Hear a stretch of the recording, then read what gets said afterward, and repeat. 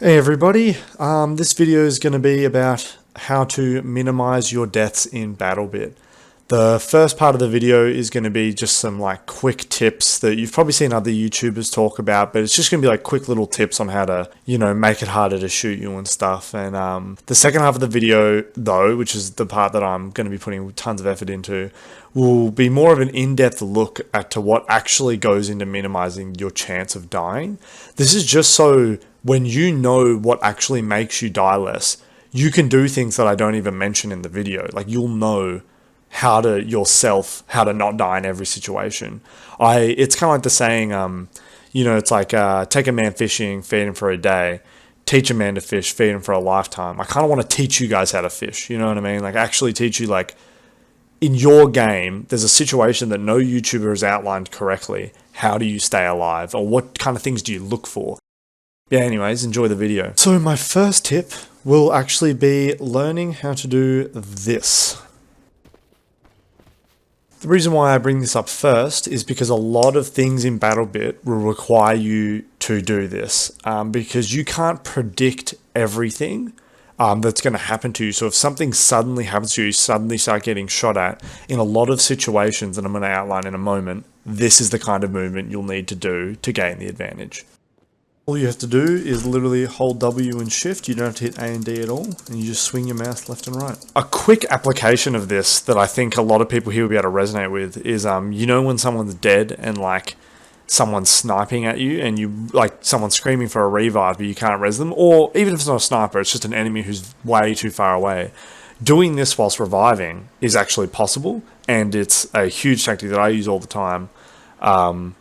And yeah, that's how you can revive people a bit more safely when you're in the open. The quick thing you can do is actually go to your settings and go to keybinds, scroll all the way down to squad leader menu, and change that to something that's very accessible. I've put it on a mouse side button because I believe it's actually really good to have really fast.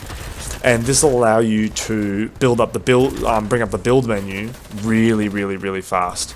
And that is super duper handy for if you're in the open or you're in a bad position, to buy you some time to heal or reload, or if you want to, as I mentioned in my fundamentals video, gain the advantage on someone by swinging them or something like that.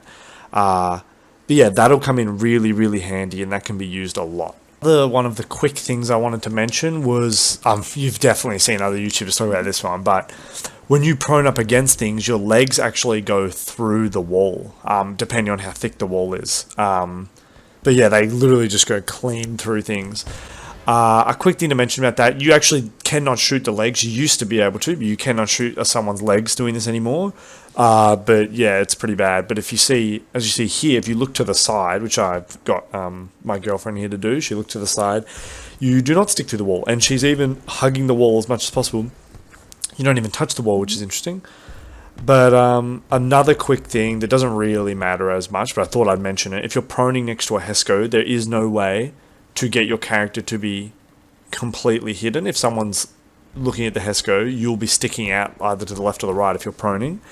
Unless you stick your legs into the HESCO, that is a way to do it. That's super random and not really necessary. And also a part of the clip here, some guy rocked up and tried to kill my girlfriend and me, but I killed him, and I just thought it was kind of funny. Whilst I was just getting my girlfriend to help me out with some recordings, some guy snuck up. We can cover from here, so we just stay. Another quick tip is stand further back from your cover in as many situations as you can, and this is because the further you stand back from your cover, like windows or hills and things, and rocks, it's easier to isolate one thing at a time. Right here, you can see me just peering out the window, and if anything appeared on my screen, I would die pretty quickly. Unless they were right in the middle of my screen, I have a much higher chance because I don't have to aim as far. So if you stand further back, you can aim at one thing at a time, and the only threat will be where you're aiming, which is when you have the best chance of surviving. So yeah, staying further back from windows is a really good strat.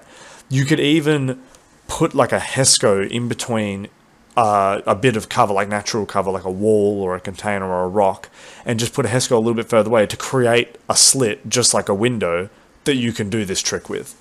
A tip that I think is super useful is anytime you find yourself on a rooftop. This is really, really handy. I know, you know how sometimes you're in an engagement where you kind of have to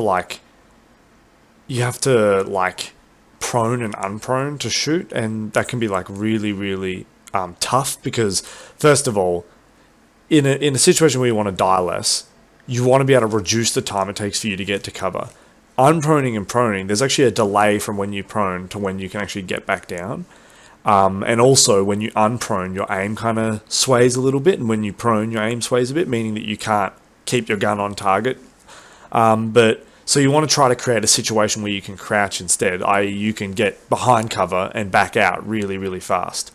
So pretty much a good way when you're on rooftops to create this situation is to actually prone up, place some cover, so now all of a sudden you don't have to stand so far back and prone and unprone. You can actually just use this new cover you've made to kill the people you want without people who are really close, i.e. like near the bottom of the building, being able to see you. So now I'm going to be moving on to the more meat and potatoes, where there's going to be like lengthy explanations and time to kill calculations and things, and how you can live in scenarios that you should be dying in. This is a scenario where you're running through the open and you have no cover at all whatsoever, and someone just uncrouches on top of that building there. See the pink dot? That's my girlfriend, and she's going to be simulating the enemy. And they uncrouch and start shooting. What are you going to do?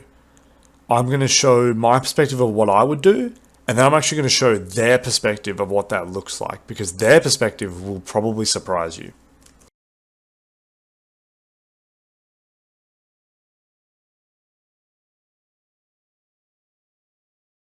So, this is what it looks like in in-depth explanation. The enemy who's on the roof aiming at the person jumping, when you're midair and jumping around, they have to go through a reaction time of 175 milliseconds after you've sat still. So once you land and you're still, the enemy has to wait 175 milliseconds to react. Then they have to do aim, which only begins after you stop because you're jumping around. And so their aim time is added onto reaction time once you stop. Whereas the person who's jumping around, just like I explained in my fundamentals video, you know when you're going to stop. And that gives you an inherent reaction time advantage. And also another thing that I think is interesting, the person who's jumping around, because you have perfect spatial awareness of where the enemy is, your aim can be really, really fast too. You can actually start aiming midair. If you're going perpendicular to the enemy, you can just let go of W and shift and flick your aim up to the person who's on the roof really, really quickly. And that is a wicked advantage. So now you have a reaction time advantage and an aim advantage. And also, they have to wait 25 milliseconds of ping to actually see that you've stopped. That means that the person jumping around actually has a pretty good advantage. The only downside to this is that it's not a very realistic situation. It does happen in Battlebit. This happens to me a fair bit in Battlebit, where I need to be the guy jumping around. But you're going to be running into a lot of situations where there's more than one enemy. That's a big caveat to this strategy. Now, this last tip is going to be the one that everyone was probably looking for in the thumbnail. This one is how impact grenades can really save your bacon in a lot of the most common situations in Battlebit, where the enemy and you are both behind cover, but there's a large gap between you, and you want to close the gap. So when the enemy swings, I unswing, throw an impact grenade, and then try to reposition to a better angle. A quick explanation of why this would work is that if the enemy decides to keep holding the angle, first things first, I've repositioned so they don't know where I'm going to end up. And secondly, that impact grenade takes a lot of their health off, making my time to kill much, much faster. That's even disregarding the reaction time advantage I've just gained and the aim advantage. The impact grenade hitting has made them not be able to kill me at all. I will just win that battle. Reversing good players, they'll actually walk backwards and try not to get hit by the impact grenade, and they'll walk off. They could take 0 damage to the impact grenade, but what you gain from that is you're allowed to cross the gap to them now, because they can't be aiming at you. So this open bit of ground in between you, you can cross for free. This is why I actually believe that impact grenades do have a place in Battlebit over the regular frag grenades, and I personally bring them as a utility tool just for situations like this. Or honestly, just for situations where, you know, someone's backed up and they've started reloading, or I've tagged someone and they just made it behind cover. I can just impact grenade them and get a free kill. I can, if I have 2 impact grenades, when I'm crossing the cover, I can throw one behind the rock where, you know, my girlfriend would be sitting, and now I'm walking into a fight where they've got even lower HP. Impact grenades are fantastic tools to keeping you alive. Drop a comment if you have any suggestions or want me to change anything. I read and try to reply to as many comments as I can. And I want to say thank you to everyone who comments in all my other videos. You guys are legends, and you know, all the positivity really makes me feel very, very happy. So thank you everyone very much, and I really hope you enjoyed the video. There's definitely going to be more coming.